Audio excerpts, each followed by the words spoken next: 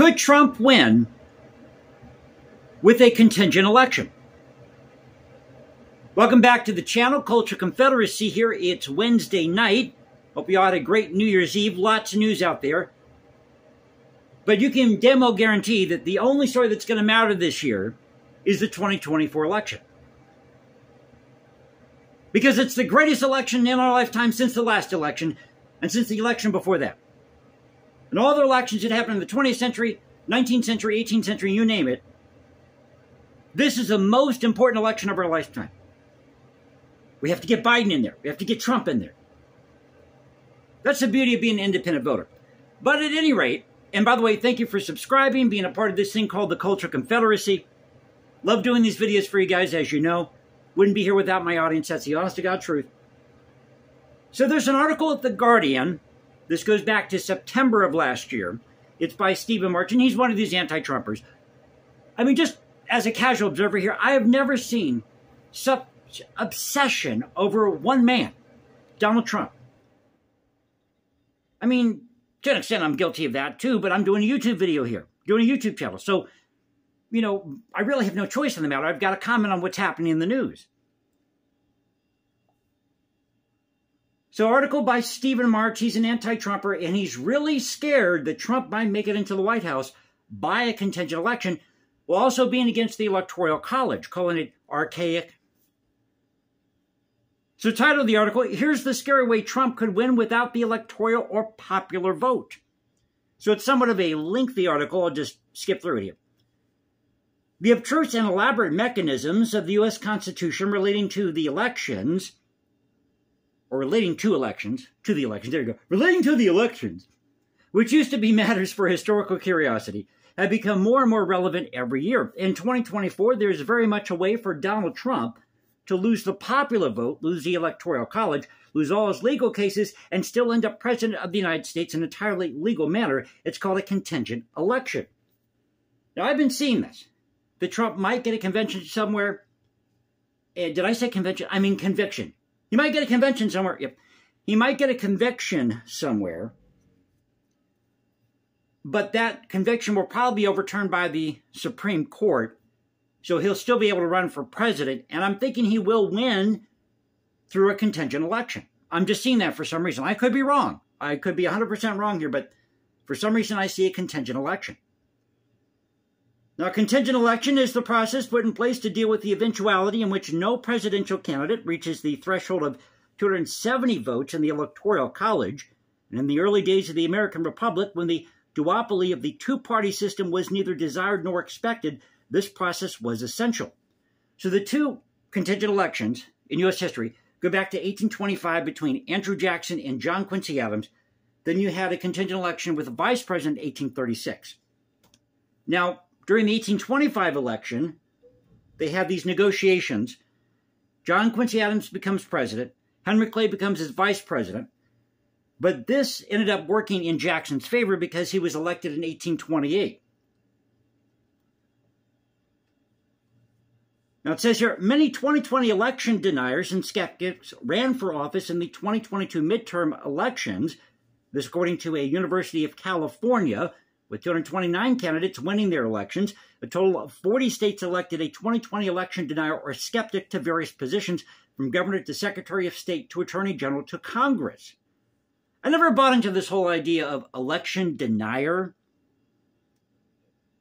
because you're not really denying that election took place, right? You may not be happy with the results, but you're not denying that election took place. You're just saying that you're not happy with the results of the election. So how can you be election denier? Just a little side note here. The American people are already disinclined to believe in the legitimacy of any election that doesn't conform to their own desired outcome anymore, left or right. Well, maybe it's time we get rid of this duopoly and just let everybody run on their own merits. That's what you do. Let everybody run on their own merits, and you fall on your own. Live by the sword, die by the sword. That's really the way it should be. In 2016, at the inauguration of Donald Trump, the crowds chanted, "Not my president." As of August of last year, 2023, the percentage of Republicans who think that 2020 was stolen is nearly 70%. So the possibility of the Electoral College releasing a confusing result or being unable to certify a satisfying result by 2 months after the election is quite real. The Electoral College, even at its best, is an arcane system unworthy of a 21st century country. Well, we're not really a country, we're a confederation of states, we always have been, and maybe we shouldn't put so much emphasis on the presidency, restrict the powers of the presidency, bring it all back to the states, and we wouldn't have so much division. There's a novel idea. There have been up to 2020 165 faithless electors in American history, electors who didn't vote for the candidate they had pledged for. So that's what a faithless elector is. They vote opposite of who they pledged to vote for. Now, in 1836, Virginia had the same situation, 1836 election, and this was with the vice president. Can't remember who the vice president was then. But this is key, folks. So the contingent election isn't decided by popular votes or the number of electoral college votes. Each state delegation in the House of Representatives is given a single vote for president, and each state delegation in the Senate is given a single vote for vice president. Now, if you're going to keep the Electoral College, I think the best way to do it is not give California all these votes, or Texas all these votes, or Florida that many votes. How about 5 votes per state across the board? That seems fair. Or maybe 1 vote per state across the board. Somewhere in there. The basic unfairness of this process is obvious. California, with its 52 representatives, and Texas with its 38 representatives, would have the same say in determining the presidency as Wyoming and Vermont, which have 1 apiece. So again, let's give each state 1 vote, maybe 5 votes, maybe 10 votes at the max, and that would be fair across the board. State delegations in the House would favor Republicans as a matter of course. In the struggle for congressional delegates, Republicans would have 19 safe House delegations, and the Democrats would have 14 as it stands, with more states leaning Republican than Democrat. Well, who said we just need to have Republican and Democrat? And who made up this idea of these 2 stupid parties to begin with? Now, I know the history of this. You have the Whigs, and you have, what was the other? I can't think of it right now. I'm having a brain fart here.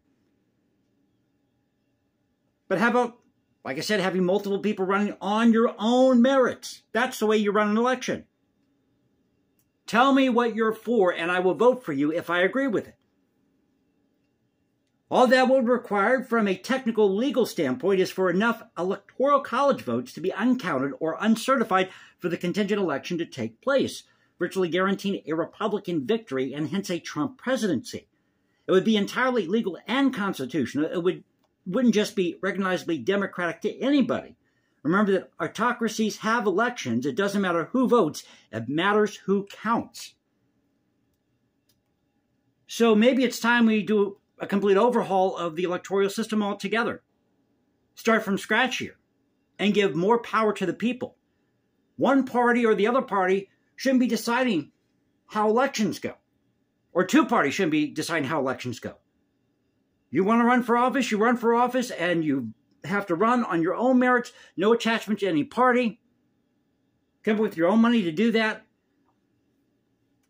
Now, some of that takes place now, of course. But if you go and you look at how this is all laid out, where you have multiple election days throughout the year or whenever the election term is, it's all screwed up. We need 1 election day. You go on 1 day during the year to your state election, 1 day during the year for election of the president, and that's it. You're done with it. So I thought I'd share this article with you. Again, it's at The Guardian by Stephen March. He's really scared that Trump might get back in the White House by a contingent election. So I hope you all, my alarm's going off, so I'll catch you all next time. You all have a great night. This is Culture Confederacy saying peace out.